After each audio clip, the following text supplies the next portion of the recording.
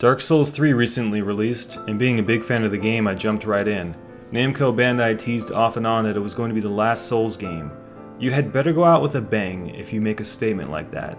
Did Dark Souls 3 go out with a bang? Or better yet, did we really need another Souls game?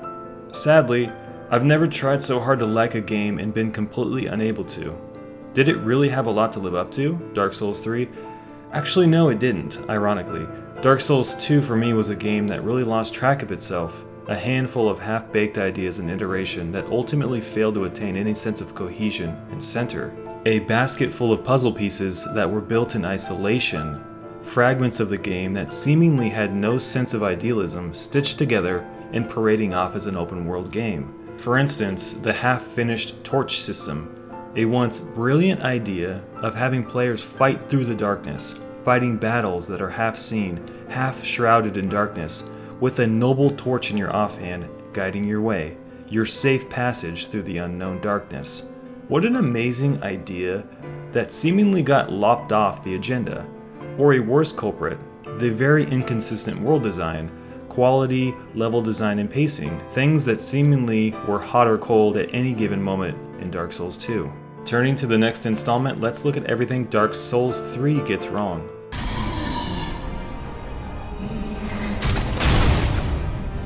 Oh, dear brother. Number 1. Linearity and pacing issues. I was blown away during research for this video, discovering that Hidetaka Miyazaki-san was once again in charge of this installment. For the unaware, Miyazaki-san was put in charge of Demon Souls and Dark Souls 1. In a lot of ways, those are the two landmark titles in the Souls series, and genuine classics on their own. Dark Souls 3's linearity is strikingly obvious. From Software doesn't even attempt to hide it.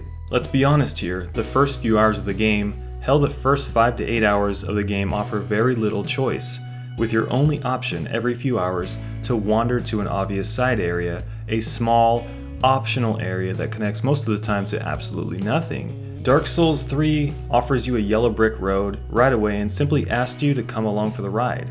Don't worry, you won't get lost. Dark Souls 3 holds your hand very tightly.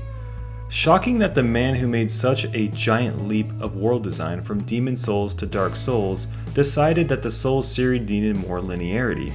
Sure, Demon Souls was linear, but it was a different flavor. In Demon Souls, each level was built on its own entity and connected through a hub. There was no pretense. You enjoyed the levels for what they were, and that disconnect from the game world allowed them to be as unique and personal as possible. In Dark Souls 3, the linearity of the game is based off a single journey in a straight line, not an off-shooting jump to new worlds as it was with Demon Souls. Straight line journeys are step over step, one foot in front of the other. After a while, you feel like you're being tugged at by a rope and steered from place to place like a sheep. It wears on you and grows tiring after a while due to the lack of choice involved that the world would otherwise stimulate you with. There's no sense of loss in Dark Souls 3. No sense of anxiety knocking on the door behind you. Feel like taking the path down there into the unknown? If I do, will I miss an item? A secret? What if I miss something? Those are questions that Souls players want to be bothered by when we are playing the game, because they keep us on our toes, they keep us thinking. With Dark Souls 3, you run from zone to zone, you pick up all the items and you go on to the next one. A journey in a straight line always feels more clumsy and tiring than one up a windy, twisty network of roads. In Dark Souls 1, you could run off in a slew of directions from the get-go and ransack some loot from faraway lands if you wanted to, and then maybe go on anywhere else you pleased. You could split the game up however you wanted to. It was easy to carve out your own path, make something unique for yourself, and express yourself. The biggest impact this has on the game is replayability. What motivation do I have on a moment-to-moment gameplay basis in creating a new character? What choices do I have for the first 10 hours of the game? You really don't have that many, and that's not very fun. It's a all-in-one, one-way-out system that fatigues the sense of exploration and progression. Tack on the ease at which a player can respec all of their soul levels, the obligatory get-out-of-jail-free card, and you have one bare-bones system for replayability. Number 2, the lack of innovation. The hallmark of a great sequel is meaningful iteration, taking systems and mechanics from prior games and elevating them by introducing new and unexplored spaces in gaming. I tried to come up with a list of gameplay innovations that happened during the jump from Dark Souls 2 to Dark Souls 3. I have one written down: weapon arts. Weapon arts in Dark Souls 3 aren't even really a gameplay innovation. They're an alternative form of attack. They don't change the game in significant ways. They change the way you potentially approach small moments in fights. That's not an innovation by any stretch. I would go so far as to say that many weapon skills in Dark Souls 3 interrupt the flow of gameplay. Shield slams, channeling passive abilities, and sword stances that restrict your movement to a crawl aren't exactly things that gel well with the versatility and the frantic minute-to-minute combat mechanics in Dark Souls 3. The combat system in Souls games is non-interruptive by nature. Once I'm committed to an attack, it's all or nothing. We don't want an addition to the system that adds restrictions on what I can do, how fast I can move, when I can act. It's cumbersome and a reason I rarely used weapon arts. When you're on your third or fourth installment of your series, you risk fatiguing your player base if you don't innovate in major ways. The combat is more or less identical to any other Souls game. The jump from Demon Souls to Dark Souls got away with this because it was the second installment in the series. Things were still pretty fresh. From Software, I wanted more. I want you to excite me, not just with the world and the premise of the game that goes without question. I want you to excite me with how I interact with your video game. Number 3, the optimal way to play the game. I've played every type of character in Dark Souls 3, and I can honestly say that building a strength or quality-based character with pyromancy is the most satisfying and easy way to play the game. I wanted to make a paladin character initially, based off of faith and heavy armor. Have you tried a faith-based build in Dark Souls 3? The pain is crippling. You're severely at a handicap during most of the game, only to apex on par or slightly below the capacity of a strength-based character in the end. This can be attributed to the removal of the armor upgrade system. Armor means nothing anymore. It turns the game into a roll fest. What happened to the ability to be a brick shithouse in games, like in Dark Souls? Yet again, another example of how Dark Souls slaps you on the wrist for wanting more options. Why is having a preferred way to play the game bad?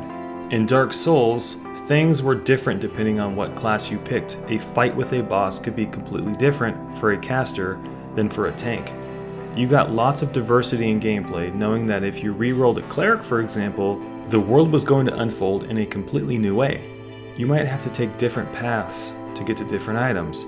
You sure as hell were going to have to approach every boss battle with a fresh light, which got your brain tinkering. It made you engage with the game.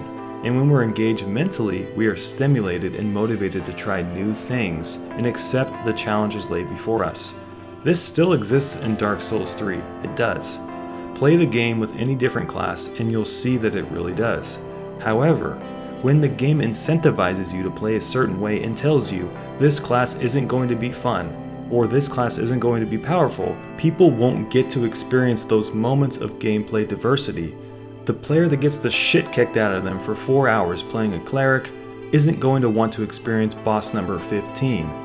And you just lost out on having a player get the satisfaction of a new and different version of a boss fight that they would have otherwise pursued if Dark Souls 3 didn't play favorites. Faith and sorceries were lost in translation in Dark Souls 3, squeezing the already narrow road of choices present in the game. Number 4, the Covenant system. I cannot believe I'm still talking about covenants in a Souls game. If there was a single thing that should have gotten dramatically overhauled in the last 2 games over, it should have been the Covenant system. Nobody cares about loyalty in Dark Souls 3. We are taught not to. Why is From Software removing us from yet another choice in Dark Souls 3? There is no choice. No consequences for the abandonment of a covenant. No impact on the world if you break your loyalties. Dark Souls 3's covenants should have worked like this. You make a choice. You tie yourself to a covenant, you know? It's a covenant, after all. Choosing to work for a covenant and serve your cause should have gifted you unique rewards, far more unique than we got. And why is there an option for grinding for items to better my covenant? That doesn't make any bloody sense. The pacts among covenants exist in relative conflict with other covenants, not with a 0.5% drop rate dice roll. Who designed this system? Abandoning such a pact should have had massive impacts if you chose to follow another covenant, perhaps with your prior covenant sending out assassins or agents to invade your world for breaking your oath, or at the very least, cut us off from joining other covenants. Covenants mean nothing, and when things mean nothing in games, we don't care. I want to care about things in Dark Souls 3. I want choice, I want consequence, and I want conflict. I want to be stimulated. Dark Souls 3 fights with me to acquire that. Number 5, being a sequel. Before you jump out of your seat, let me explain this bullet point. For the record, I want to point out that overall I thought Dark Souls 3 was a pretty competent game. However, being a sequel is not a flaw, but there is an after effect to releasing game after game as a developer. It fatigues the franchise. Everything you do as a sequel can trace its roots back to the inception, the predecessors. Playing a game, and then another one, and then 2 more. It saturates our feelings of your game overall. We get fatigued. It's a sense of being handicapped because it dilutes the ability to be surprising, new, and fresh. That's the risk you take when you make a sequel. Things are never as good as they were the first time around. It's like the bite of a big-ass hamburger. It's juicy, it's amazing, and it drips all over your chin. The messier the better. 20 bites in, it doesn't taste nearly as good. You're just finishing it. You're not enjoying it. How many bites of Dark Souls have we had? Would The Last of Us be so special if Naughty Dog released 3 more sequels to it? Why are people not as fond of Call of Duty anymore? It's the same thing. You stuff your face full of something long enough and it starts to diminish the flavor. Unfortunately, this sensation is elevated by the game's repeat use of caricature, environments, and theme. The bosses in Dark Souls 3 are for the most part very reminiscent of stuff we've seen in the prior games. Movesets and aesthetics in general seem very familiar in scope and in style, mostly stuffed to the brim with some form of humanoid styles. The real culprit of repeat use is the world itself, however. How many castles have we been through over the years? How many swamps have we slugged through? Why is there so much armor returned from the prior games? Why is there so much brown and gray once again? When things feel familiar, we remember them as memories, and in turn, it makes them feel jaded and old. And that's how I ultimately feel about Dark Souls 3, a game that's ultimately fatigued by its own lack of innovation. But of course not as all bad with Dark Souls 3. The game has a wonderful sense of scale, and one could argue that the linearity of the game provides a platform for more direct pacing. The fidelity is gorgeous, and a handful of the bosses provide some really amazing set pieces. But at the end of the day, Dark Souls 3 stands on some very strange ground, a game that seems to be streamlined and held back from potential by the limitations of its own linearity and lack of innovation.